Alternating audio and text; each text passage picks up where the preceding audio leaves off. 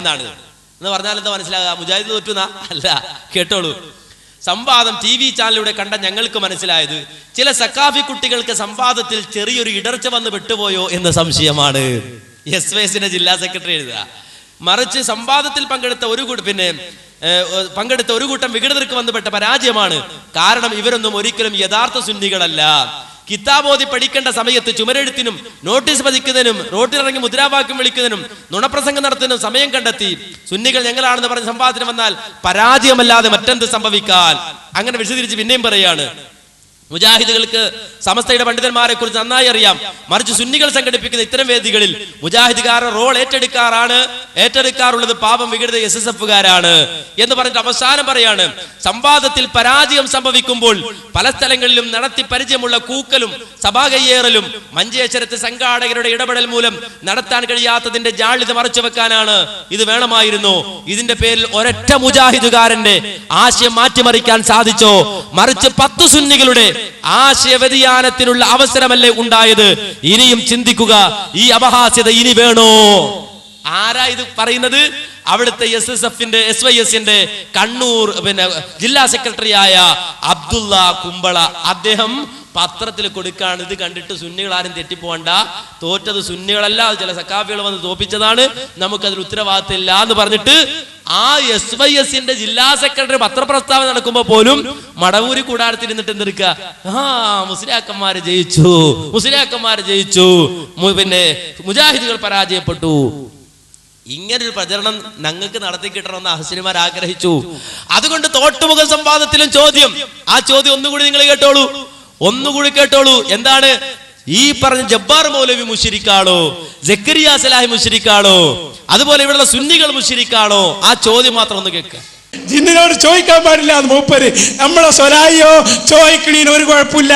ഇതാ പറയുന്നു, പകൽ വെളിച്ചത്തിൽ വിജനമായ മരുഭൂമിയിലൂടെ വഴിയറിയാത്ത മരുഭൂമിയിലൂടെ നടന്നു നീങ്ങുന്ന ആൾ എന്റെ ശബ്ദം കേൾക്കുന്ന ആരെങ്കിലും ഉണ്ടെങ്കിൽ എന്നെ സഹായിക്കട്ടെ എന്ന് വിളിച്ചാൽ അത് പ്രശ്നമില്ല, അത് പ്രാർത്ഥനയല്ല, അത് ശിർക്കല്ല എന്ന് ജബ്ബാർ മൗലവി, ആ മലക്കാണെങ്കിലും ജിന്നാണെങ്കിലും ബ്രാക്കറ്റിൽ എഴുതിയിട്ടുണ്ട്.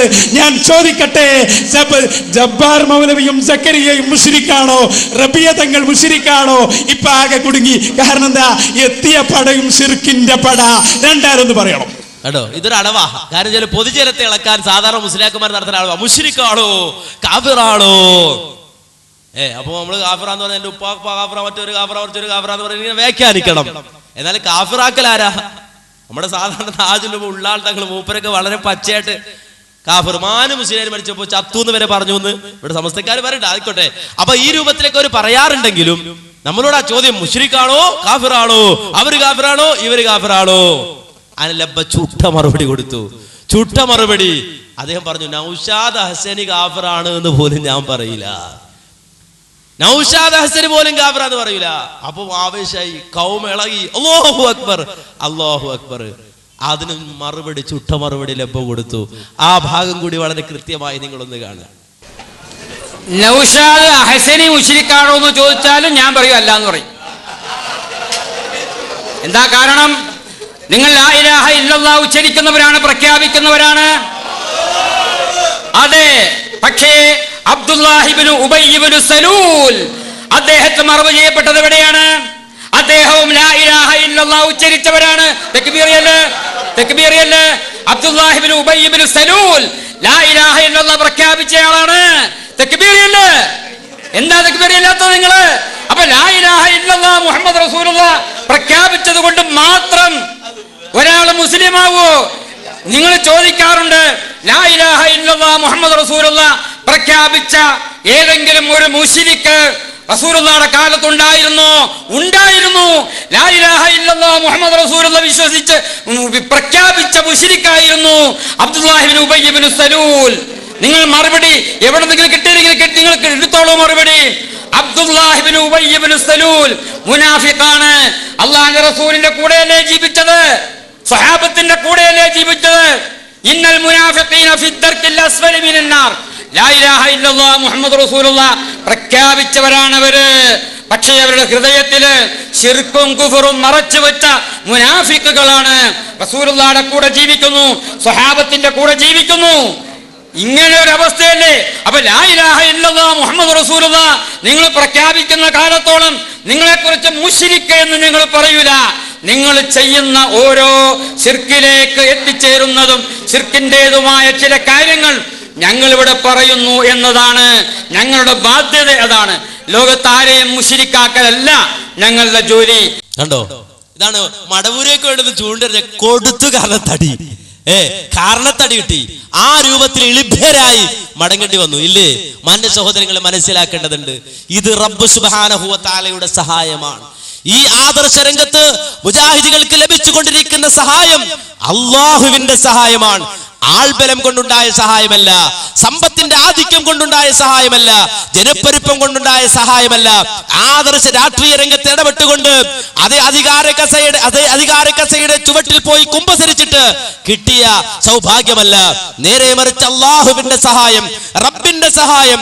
പഴയ കാലഘട്ടത്തിൽ റസൂലുള്ളാഹി സ്വല്ലല്ലാഹു അലൈഹി വസല്ലമ ഈ ദീനിന്റെ പ്രചരണാർത്ഥം കടന്നു വന്നപ്പോൾ, വിശുദ്ധ ഇസ്ലാമിന്റെ സത്യസന്ദേശം പറഞ്ഞുകൊണ്ട് വളരെ സജീവമായി രംഗത്ത് വന്നപ്പോൾ പ്രവാചകനെ ആക്രമിക്കാൻ അണിനിരന്നു. ആര്? ഖാലിദ് ഇബ്നു വലീദ്. ആ ഖാലിദ് ഇബ്നു വലീദ് ഉഹുദിന്റെ രണാങ്കണത്തിൽ ഊരിപ്പിടിച്ച വാളുമായി അഷ്റഫുൽ ഖൽഖ് മുഹമ്മദുർ റസൂലുള്ളാഹി സ്വല്ലല്ലാഹു അലൈഹി വസല്ലമക്കെതിരെ അടരാടിയ ആളാണ് ഖാലിദ് ഇബ്നു വലീദ്. ആ ഉഹുദ് യുദ്ധത്തിൽ മുസ്ലിം സമൂഹത്തിന് ഒരൽപ്പം ക്ഷീണേൽപ്പിക്കാനുള്ള ആ യുദ്ധതന്ത്രം ആവിഷ്കരിച്ചത് ഖാലിദ് ഇബ്നു വലീദ് എന്ന ആ ശത്രുപാളയത്തിന്റെ നേതാവായിരുന്നെങ്കിൽ ആ ഖാലിദ് ഇബ്നു വലീദിന് മാറ്റം സംഭവിച്ചു. ബദറിന്റെ രണാങ്കണത്തിൽ അതേ മുശ്രിക്കുകളായ ആളുകൾക്ക് നേതൃത്വം നൽകിക്കൊണ്ട് വിശുദ്ധരായ ഇസ്ലാമിക സൈന്യത്തിന് നേരെ യുദ്ധം ചെയ്യാൻ വന്നത് അബൂ സുഫിയാനിന്റെ നേതൃത്വത്തിലായിരുന്നുവെങ്കിൽ ആ അബൂ സുഫിയാൻ പിന്നീട് റസൂലുള്ളാഹിയുടെ സഹായിയായി മാറി, ഈ ദീനിന്റെ പ്രചാരകനായി മാറി. വിശുദ്ധ ഇസ്ലാമിന് വേണ്ടി അടരാടാൻ രണാങ്കണത്തിൽ ഇറങ്ങിയെങ്കിൽ ആ ഖാലിദ് ഇബ്നു വലീദിനെ പോലെ, അതുപോലെ തന്നെ മഹാനായ സഹാബത്ത് റസൂലുള്ളാഹി സ്വല്ലല്ലാഹു അലൈഹി വസല്ലമയുടെ സഹാബത്തിൽ ബഹുഭൂരിപക്ഷം വരുന്ന ആ ആളുകൾക്കുണ്ടായ പരിവർത്തനം പോലെ മുജാഹിദ് പ്രസ്ഥാനത്തിലും ഇത്തരത്തിലുള്ള പല നിലക്കുമുള്ള ആളുകളുടെ സഹായം, ആ സഹായം കൊണ്ട് ഇതിന് ശക്തി കിട്ടുന്നുവെങ്കിൽ അതിന് എല്ലാ നിലക്കുമുള്ള സാഹചര്യം ഒരുക്കി തരുന്നത് റബ്ബ് സുബ്ഹാനഹു വ തആലയാണ്. അല്ലാഹുവിന്റെ സഹായമാണ്, റബ്ബിന്റെ സഹായമാണ്. അതുകൊണ്ട് തന്നെ കൃത്യമായി മനസ്സിലാക്കണം, അജയ്യമായ ഒരു ആദർശം മുന്നിൽ വെച്ചുകൊണ്ടാണ് മുജാഹിദ് പ്രസ്ഥാനം പ്രവർത്തിക്കുന്നത്. ആർക്കും തകർക്കാൻ കഴിയാത്ത, ആർക്കും തട്ടിത്തെറിപ്പിക്കാൻ കഴിയാത്ത, ആർക്കും മാറ്റി നിർത്താൻ കഴിയാത്ത, ആർക്കും നിഷേധിക്കാൻ കഴിയാത്ത സുന്ദരമായ അജയ്യമായ ആദർശം, വിണ്ണിൽ നിന്ന് മണ്ണിലേക്ക് അവതരിപ്പിക്കപ്പെട്ട സുന്ദരമായ ആദർശം, വഹി കൊണ്ട് അലങ്കരിക്കപ്പെട്ട സുന്ദരമായ ആദർശം, ജിബ്രീലിന്റെ കരലാളനകൾക്ക് വിധേയമാക്കപ്പെട്ട സുന്ദരമായ ആദർശം, മഹാനായ മുഹമ്മദുർ റസൂലുള്ളാഹി സല്ലല്ലാഹു അലൈഹി വസല്ലമയുടെ നാവിൻ തുമ്പിലൂടെ ലോകം കേട്ട സുന്ദരമായ ആദർശം. ആ ആദർശത്തെ മുന്നിൽ വെച്ചുകൊണ്ടാണ് ഈ മഹത്തായ ആദർശ പ്രസ്ഥാനം പ്രവർത്തിക്കുന്നത് എന്നതുകൊണ്ട് ഈ പ്രസ്ഥാനത്തിന്റെ മഹത്വം, ഇത് മുന്നോട്ട് വെക്കുന്ന ആദർശത്തിന്റെ മഹത്വം, ഈ സുന്ദരമായ ആശയത്തിന്റെ മഹത്വം മനസ്സിലാക്കണമെന്ന് ഉണർത്തി ഞാൻ എന്റെ വാക്കുകൾ അവസാനിപ്പിക്കുന്നു. അല്ലാഹു സുബ്ഹാനഹു വ തആല അവന്റെ ദീനിന് വേണ്ടി പ്രവർത്തിക്കാനുള്ള തൗഫീഖ് നൽകി നമ്മെ അനുഗ്രഹിക്കുമാറാകട്ടെ. ربنا آتنا في الدنيا حسنة وفي الآخرة حسنة وقنا عذاب النار. ربنا تقبل منا إنك أنت السميع العليم وتب علينا إنك أنت التواب الرحيم.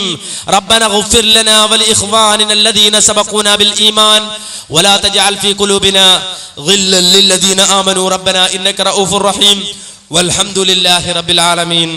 السلام عليكم ورحمة الله وبركاته.